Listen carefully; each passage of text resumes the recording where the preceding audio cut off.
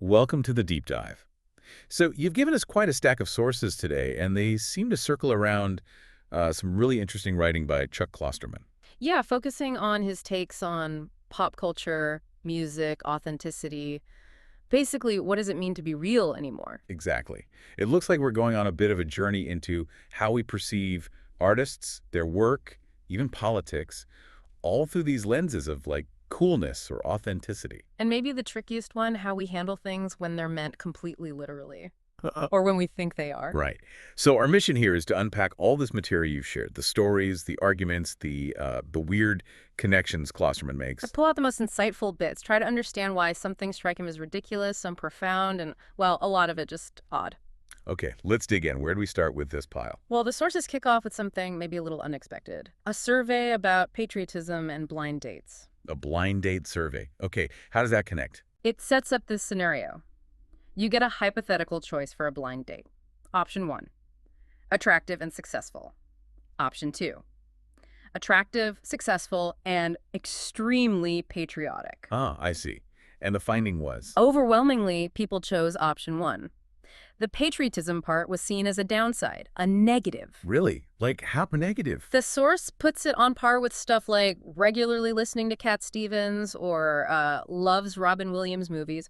One person apparently called it totally fucking insane or suggested it meant the person wasn't smart. Wow. Okay, that's quite a reaction. Yeah, and apparently this provoked a pretty strong response from someone mentioned in the text, a friend who got really outraged. Oh, the patriotism diss. Exactly. Contrasting, the greatest generation and their sacrifices with this current generation, which this friend felt only cared about being cool. Okay, so that sets up this tension right away. Cool versus great. Precisely. And that leads us straight into how the sources talk about Billy Joel. The piano man himself, how does he fit in? He's presented as the epitome of great, but crucially not cool. The argument is his greatness has absolutely no relationship to his coolness, or maybe his lack of coolness. So his success, his impact, it's entirely separate from whether critics or the cool kids thought he was hip. Yes, the comparison made is pretty stark, actually. It's like, Hmm. like your grandfather who fought in WWII is great. Okay. The greatness of that service has zero connection to whether serving in WWII was cool at the time or now. It just is great. Billy Joel's greatness, the source argues, is like that. That's an interesting way to frame it. It suggests he got a raw deal critically during his peak. Yeah, unfairly ghettoized is the phrase used. Because he wasn't edgy and cool like, say, Elvis Costello, or even deliberately anti-cool like Randy Newman. He was just seen as... Edgeless light rock. Yeah. Exactly. Didn't fit the critical mold of the time. It really shows how much that label of cool can shape perception, doesn't it? Maybe blinding us to other kinds of value. Absolutely. And it affects how we view entire careers, too. Also, Well, the sources push this idea that, maybe kind of cynically, nobody's entire career matters unless, they die young. oof. But there's maybe some truth to that. We sort of unconsciously understand this, apparently. Think about it like in those endless Beatles versus Stones debates. Right. Nobody tries to clinch the argument by comparing, like, Help to Steel Wheels. It just doesn't work. Or like the source says, Black Sabbath's legacy isn't really dented by a later, less loved album like Cross Purposes. Exactly. Those later works often get filtered out when we think about the overall impact or greatness. And then you have artists like Dylan or Neil Young, who the source claims get unlimited lines of critical credit. Yeah, basically just for not making complete disasters late in their careers. There's this underlying assumption, this conceit, that old artists can't really be relevant anymore. So if they produce anything even remotely decent, it gets hailed as a masterpiece. Kind of. The example given is Dylan's Love and Theft in 2001 being called a classic. Hmm. The argument is, if he'd released that same album in, say, 1976, it would have just been seen as solid, good, but not legendary. Okay, so bringing this back to Billy Joel, Mm-hmm. how does this apply to him and his less well-regarded albums? Well, the sources flat out say he put out crap for years. Oh. The Bridge, River of Dreams are mentioned. Right. But the argument is, for Joel, it just doesn't matter. Why not? Why does he get a pass where others might not? Because, the source argues, he never had the responsibility of staying cool. Yeah. He wasn't built on being cutting edge. So his less successful albums can just be ignored. Separated out and ignored entirely. Yeah. They don't weigh down his legacy in the same way because that legacy wasn't tied to perpetual coolness. Unlike maybe Lou Reed or David Bowie, who are mentioned as larger pop constructs, people whose relevance was part of the package. Exactly. The source says Billy Joel is just a guy. Just a guy who sold 100 million records. Right. But maybe that just a guy quality, being free from the cool burden, is key to how we process his career. We take the hits, the greatness, and just sort of disregard the rest without much fuss. Okay, so let's dive into the work of this guy then. The sources are pretty emphatic about where his best stuff comes from. Yeah, it's pretty direct. His life defines his work, and his best work is his most morose. Like, he needs despair to achieve greatness. That sounds intense. What examples do they give? Oh, plenty. Honesty. The idea you only know someone cares if they criticize you. All for Lena, about a totally unpredictable, maybe destructive lover. And so it goes, which is just soaked in this feeling that any woman he loves will eventually leave him. Even scenes from an Italian restaurant. That one feels kind of upbeat, nostalgic almost. On the surface, maybe. But the core is about these relationships, Brenda and Eddie, that seemed perfect back then but are ultimately doomed. It's nostalgia tinged with failure. And this lines up with what his friend John Small apparently said. Yeah, Small's quoted saying, Joel takes things harder than most people and works best in drastic situations, which are almost always linked to his relationships. Which makes his arguably biggest, most romantic song, Just the Way You Are, incredibly interesting in this context. Totally. It's called a love letter that says everything anyone ever wanted to hear, right? Don't change your hair, don't try to be witty, stay as you are. The ultimate acceptance anthem. But then comes the kicker, what the source calls his single greatest achievement. He divorced Elizabeth Weber, the woman he wrote it for. Exactly. That huge gap between the sentiment of the song and the reality of the relationship. It's powerful. The author even connects it to their own life, right? Writing these passionate declarations of love that just evaporated later. Yeah, that feeling being so certain about love and then realizing you were completely wrong. It's a specific kind of pain. And Joel himself seems surprisingly open about it, admitting he shouldn't have married her. Right, saying he wasn't really in love, even when he attempted suicide over her earlier. He apparently said okay because she gave him an ultimatum. He thought it was love at the time, but looking back, nope. Wow, that's raw. And the sources touch on later relationships too. Christy Brinkley, Uptown Girl, of course, but also others linked to difficult periods, like rehab. There's also that interesting little story about the song Laura. Oh yeah, where the author had this whole symbolic reading of a line. And Joel's explanation was just literal, about a family member. Completely literal. But the author kind of admits, almost grudgingly, that their own interpretation still felt more interesting than his truth. That's fascinating, that tension again between what the artist means and what the audience wants it to mean. Definitely a recurring theme. And despite all this internal struggle fueling the art, you can't ignore the massive external success. No kidding. 100 million records, supermodels, Piano Man in every karaoke bar, stadium tours, Broadway. It's this strange paradox. Huge public triumphs alongside art, seemingly born only from private despair. Maybe that messy reality is why it connects. Okay, so from the complexities of Billy Joel, the sources take us somewhere else entirely. Country music. Yeah, quite a shift. It starts with this anecdote about seeing the Dixie Chicks live. Right. The diverse audience, older gay men, teenage girls, and the fiddler playing like a rock star. Like Eddie Van Halen, yeah. It sparks this realization in the author. Teenage girls are the new teenage boys. Dixie Chicks are the new Van Halen.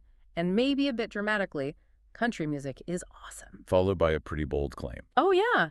Music taste doesn't reveal much, but people who hate country music are boorish and pretentious. Ouch. Okay, what's the reasoning behind that? The argument is that sophisticated types, hipsters, dislike modern country because it speaks directly and clearly to normal people. Meaning? Midwesterners and Southerners and people with real jobs. It connects in a way that's maybe too straightforward too. Unironic for certain tastes. And this is contrasted with alt country, like Uncle Tupelo, David Berman. Exactly. Which, the source suggests, is often appreciated by affluent intellectuals who've glamorized the alien concept of poverty.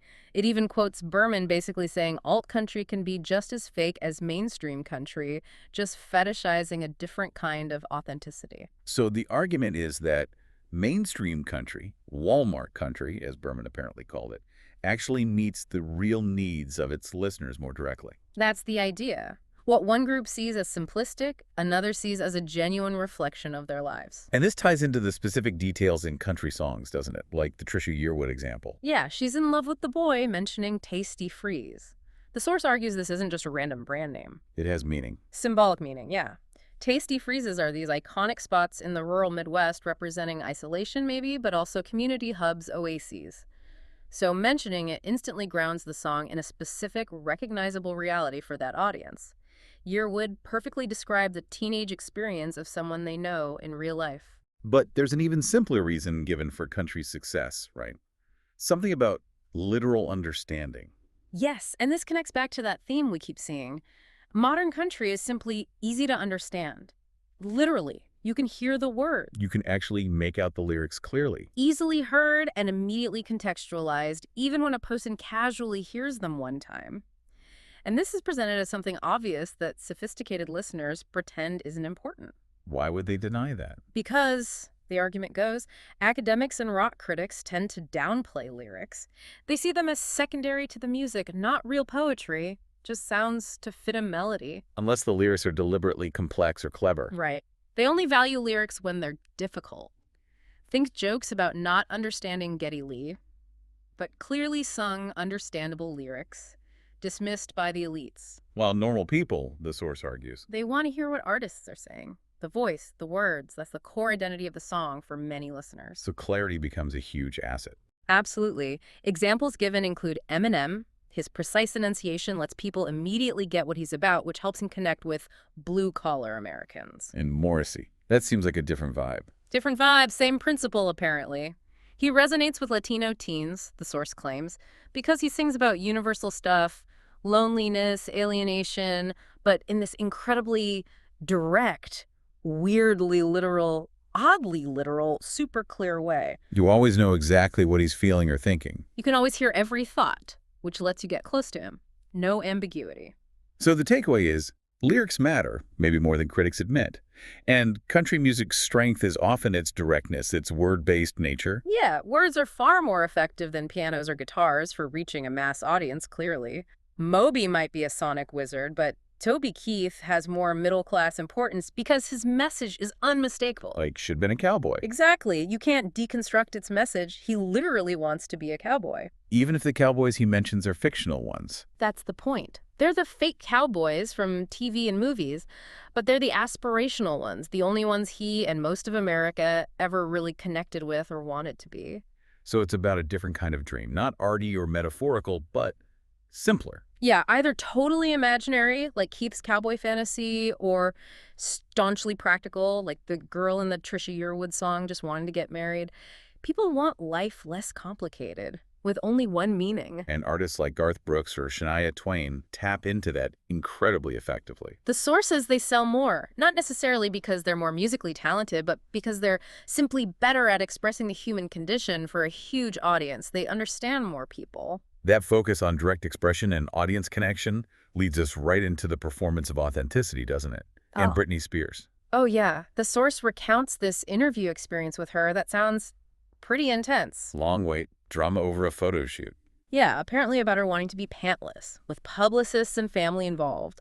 And she was very guarded during the actual interview, like conducting a deposition. And she denied being deliberately provocative, even though her image was exactly that. Right. Acted like she'd never even thought about the whole wet hot virgin thing, the iconography. So her genius, according to the source, is what? That there is no subtext in Britney world. Her explanation for the Baby One More Time video, just a schoolgirl outfit, just dancing. Zero acknowledgement of the obvious interpretations about exploiting taboos. She presents it all as completely surface level. Real sexiness is just having a good time, not like those hoochie mamas. It's compared to the there is no spoon idea from The Matrix. Like she Yeah. operates in a reality without those layers of meaning we assume are there. What about the Justin Timberlake stuff? Well, the interviewer wasn't supposed to ask, but she gave this simple answer about them being both too young. The source notes the relationship arguably helped his career more, and her whole insistence on virginity played into that virgin royalty image. Until the Fred Durst incident, which the source calls her fall from grace. And her response to that is described as weirdly Clinton-esque. Meaning, Deny, deny, deny, call him a nice guy whose ego was hurt, and then just try to frame it all as old news. Deflect and move on. and her other aspirations. Teacher, lawyer. Yeah, mentioned alongside this almost jarring question, what's the difference between being a pop star and an African warlord? Her answer is this kind of vague, positive philosophy. We're all here to inspire each other, all equal, just bouncing off each other. It all sounds very smooth, maybe deliberately surface level. Even the anecdote about her family being naked. Right, presented as them just being earthy people, with the author adding it has no freaking significance whatsoever. Another piece of literal information seemingly devoid of deeper meaning. So with Britney, it's this puzzle. Is she a master performer of literalness, or does she genuinely exist outside the world of subtext and irony? It's hard to tell. Which makes the contrast with Bono so interesting. All right, U2's frontman, described as someone who always seems aware he's being watched. Always behaves like he's being filmed for a documentary. That's the quote. And the story about picking up those teenagers in his Maserati? Yeah, it starts off sounding kind of sweet, quaint. But then the author gets this insight into the sheer impact on the kids, seeing what it looks like when someone's mind is blown, and Bono's behavior. Totally playing the rock star role, right? Driving fast, blasting unreleased music super loud, singing along, air drumming, pointing out influences like Gary Glitter or Brian Wilson. Which forces the question, was that real? Was it a performance? Or is his entire life a performance? And if so, does that loop back around and make the performance itself authentic in a weird way? What does Larry Mullen Jr., the drummer, say? Mullen says Bono really is like that all the time. He has this insatiable urge to be all things to all people, calls him a walking contradiction, always all or nothing. And Bono apparently believes fame is always intentional. Nobody famous didn't want it. And self-consciousness isn't sexy. Right. That's Mullen's take on Bono's mindset. But then, There's the counter-observation. yeah, from another source, noticing that some of Bono's seemingly off-the-cuff remarks were identical to things said in formal interviews. The conclusion: nothing about U2 is accidental. So Bono is this fascinating case study in performed authenticity or authentic performance. You can't quite nail him down. Is the persona the person? It really throws that whole concept into question, which brings us neatly back to that core tension running through everything: literalism versus irony. And Werner Herzog comes in here. Yeah, the filmmaker, with his idea of elastic truth. He consciously builds his own myth, right? Pointing guns at actors, hypnotizing them. The Fitzcarraldo example is key, isn't it? Pulling that giant boat over a real mountain. Exactly. He faked the reality. Doing it for real was actually harder than faking it would have been. It wasn't about factual accuracy. It was about a bigger truth. Facts create norms, but they do not create illumination. That's the quote. He touches truth with a pair of pliers, not directly. And somehow, that constructed, larger-than-life truth feels acceptable. Because the mountain and boat were real. It gives us something concrete to hold on to, maybe, makes the big truth palatable, which contrasts sharply with Herzog being totally literal, like eating his shoe. Right, because he promised Daryl Morris he would. No metaphor there, just eating a shoe. And then there's Grizzly Man, Timothy Treadwell, imposing human emotions onto wild bears, ignoring their literal nature as predators. Leading to Herzog's chilling voiceover conclusion. That the universe isn't about harmony, it's about chaos, hostility, and murder. Stark, literal. And audiences laugh. Apparently. Partly the drama, partly Herzog's unmistakable voice saying these incredibly bleak things while looking at a bear. The source says it's disturbing to take literal thoughts literally. And Herzog himself claims to be literal. To not understand irony. Yes, while arguing his audience has the opposite problem. We only understand irony even when it is not there to be understood. That is a really powerful idea. That we might be the ones unable to process straightforward meaning. And this idea is then applied, maybe surprisingly, to politics. Specifically, Ralph Nader. How does Nader fit the Herzog mold? Well, the source brings up Eric Alterman's view of Nader blaming him for the 2000 election loss, calling him dishonest, deluded, psychologically troubled. Pretty standard criticisms of Nader from that time. But the source argues Alterman is completely wrong. Nader only seems that way because political insiders cannot comprehend people who aren't partially lying. They expect subtext, spin, positioning. Exactly. They're intellectually paralyzed by literal messages. Nader's directness looks like delusion or dishonesty to them. Unlike, say, Obama handling the Jeremiah Wright controversy. Right. Obama's moves disowning Wright, the comparison to his grandmother, were complex, non-literal, politically understandable maneuvers. Nader, the source argues, wouldn't operate that way. He rejects that unwritten dichotomy. He's described as, what, stridently literal. Most stridently literal man in politics, a perpetual sincerity machine. even having sincere megalomania and living in an inflexible world of complete moral certitude. His statements are presented as just, direct, factual claims. The auto industry is killing people. Power has to be insecure. Yes. No apparent filter, no code, no assumption of partial lying, unlike how we might interpret other political figures across the spectrum. So the argument is that people like Alterman hate Nader because they literally can't believe his stated motives are his real motives. Precisely. They cannot fathom that level of literalness. So being literal gets perceived by the public, or at least the political class, as being psychologically troubled. And this literalism is even connected to his personal life, or lack thereof. Yeah, the fact he never had a romantic relationship. The source says this makes sense because romance is always non-literal. How so? Love itself is defined differently by everyone. Conversations are symbolic, theatrical. Words don't mean their precise dictionary definitions. Nader, it's speculated, would be paralyzed by the content of wedding vows, wanting to qualify everything. Wow. So our inability to handle the literal might run incredibly deep, affecting even love. Which brings us back to music one last time. Rivers Cuomo. Yes, Weezer's frontman. His documented relationship struggles are framed as symptoms of this same literalism. His songs feel relatable, but maybe not intentionally. The source argues the connection is accidental. He isn't crafting a persona for the audience. He's just explaining himself in very specific ways, very literally. Like the song Across the Sea, Yeah. based on an actual fan letter. Exactly. His obsession isn't crafted for effect. It's his actual obsession with this paradox of being loved by someone far away while he's miserable at Harvard. Singing, "I've got your letter, you've got my song," isn't metaphor. It's one-to-one communication in a public setting.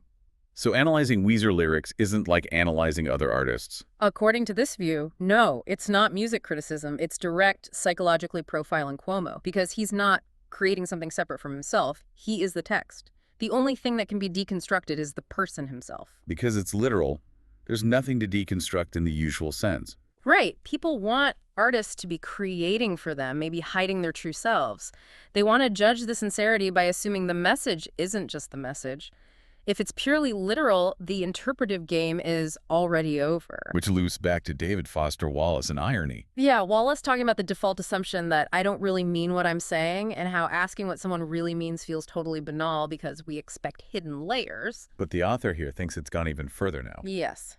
The updated view is that we now assume that the real meaning of every statement is hidden by default. We expect mild inversions of the truth, because the alternative people just saying exactly what they mean without spin feels too weird. We assume everyone is casually lying all the time. Pretty much, and that makes genuine, unvarnished literalism incredibly difficult for us to process. It feels alien. Okay, so let's try to connect the dots here. We've gone from patriotism surveys and Billy Joel's despair to country clarity, Britney's blankness, Bono's performance, Herzog's truths, Nader's literalism, Cuomo's directness. What's the thread? It really seems to be about our filters. How our expectations around coolness, our deep-seated comfort with irony, and our assumption that there's always a hidden layer. How all that shapes the way we understand or misunderstand art, artists, politics, maybe even each other. These sources seem to highlight our collective discomfort with the straightforward, the literal. We're constantly searching for subtext, for performance, for irony. So much so that when faced with something potentially unvarnished and direct, whether it's a country song, a politician's statement, or an artist's raw expression, we might just miss it. Or dismiss it because it seems too simple, too strange, too real. We've definitely covered a lot of ground: pop stars, rock stars, country stars, politicians, filmmakers, all wrestling with or being interpreted through this lens. It does leave you thinking, doesn't it? Yeah. And maybe the final thought to leave you, the listener, with is this. If our default setting is to look past the literal, to assume performance or partial lies, what happens when someone genuinely isn't doing that, when the message is just the message? Are we actually equipped culturally to even recognize that, let alone understand it? Whose problem is it theirs for being literal or ours for being unable to accept it?